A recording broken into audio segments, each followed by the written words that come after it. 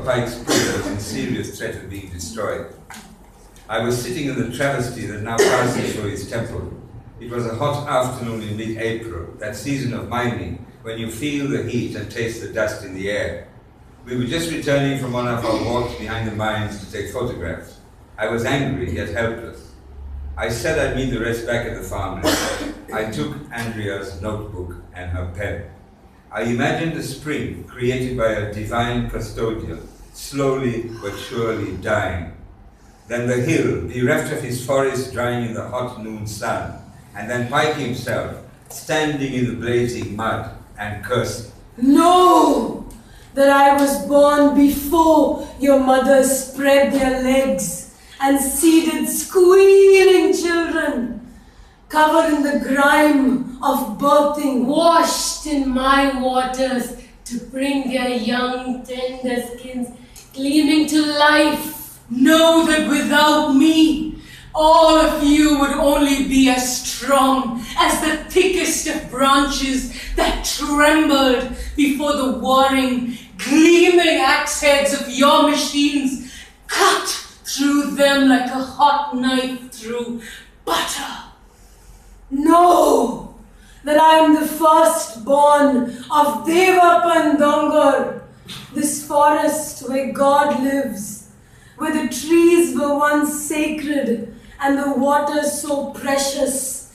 People prostrated before these hills, touching the clouds that block out the sun. To know me, pilgrims walked across 3 valleys, crossed 4 streams, climbed over rocks and touched the faces of snakes with their bare feet, insects and spiders with their hands and faces, leaves and branches with their bodies. Then stooping, bending, bowing, tasting my sweetness, reaching up to touch, kiss my fern-lined mouth, stroke my moss-covered, burnt, burnished, iron-hard rock face.